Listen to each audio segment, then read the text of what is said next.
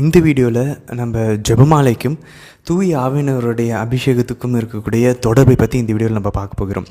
ஏன்னா எங்களுக்கு ரொம்ப நாளாக இருந்த ஒரு மிகப்பெரிய கேள்வி என்னென்னா, ஜெபமாலை ஜெபிக்கிறப்ப நம்ம மாதா கிட்ட ஜெபிக்கிறோம், ஆண்டவருடைய வாழ்வை தியானிக்கிறோம் நம்மளுடைய மனதில் சிந்தையில். ஆனால் நிறைய ஆவியானவருடைய செயல்பாடுகளை நம்ம ஜெபமாலை ஜெபிக்கிற நபர்களிடம் பார்க்க முடியுது.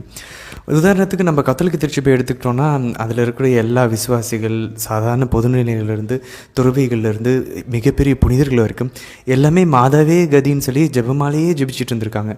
ஆனால் அவர்களிடையே பார்த்தோன்னாக்க தூய ஆவியானவருடைய கொடைகளை பார்க்க முடியுது, கனிகளை பார்க்க முடியுது, அவருடைய அருங்கொடைகள் செயல்படுவதை பார்க்க முடியுது.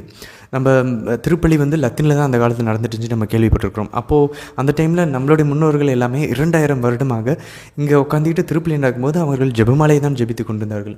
150 மணி 200 மணிகள் எவ்வளோ முடியுதோ திருப்பலி முடிகிற வரைக்கும் கையில் ஜெபமாலை ஜெபித்திருந்தாங்க.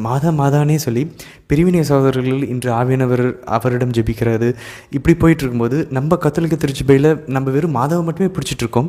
ஆனால் நம்மளுடைய திருச்சபையில் பார்த்தோன்னாக்க தூய ஆவியானவருடைய செயல்பாடுகளை நம்ம பார்க்க முடியுது, அவருடைய கனிகள், கொடைகள், அரும் கொடைகள் செயல்படுவதை பார்க்க முடியுது.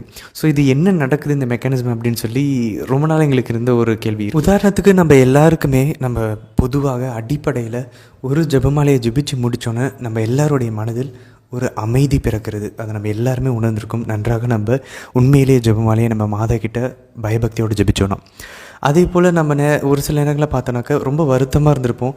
ஒரு ஜெபமாலை ஜெபிச்சு முடிச்சதுக்கப்புறம் மனதில் ஒரு ஆறுதல் பிறக்கும். அதே நேரத்தில் நம்ம ஏதாவது ஒரு குழப்பத்தோடு இருந்திருப்போம். ஆனால் அந்த குழப்பத்திற்கு ஒரு தெளிவு கிடச்சிருக்கும், நமக்கு ஒரு உந்துதல், ஒரு இன்ஸ்பிரேஷன் கிடச்சிருக்கும். ஜெபமாலை ஜெபிச்சுட்டு இருக்கும்போது ஒரு விஷயத்துக்காக நம்ம ஜெபிச்சுருந்தால் அதுக்கு ஒரு கிளாரிட்டி கிடைக்கும், ஒரு தெளிவு கிடைக்கும். இந்த அன்பு ஒரு சில பேர் நம்ம மன்னிக்க முடியாமல் இருப்போம். இல்லை நீ பண்ணது தப்பு, நீ அதை மாற்றணும் அப்படின்ற ஒரு மனசில் குத்த ஆரம்பிக்கும். அப்போது ஒரு சில பாவங்கள்லேருந்து நம்ம விடுதலை பெறுவோம்.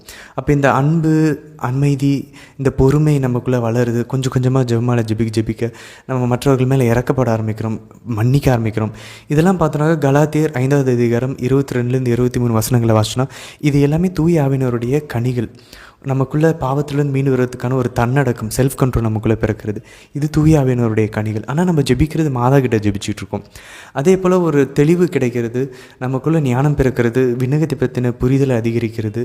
இதெல்லாம் பார்த்தோன்னாக்கா எஸ்ஐயா 11:2 நம்ம வாசிச்சோன்னா தெரியும். இது எல்லாமே தூய ஆவியானவருடைய கொடைகளாக இருக்கிறது. ஞானம், புத்தி, அறிவு, ஆலோசனை, ஒரு திடம் பிறக்கிறது.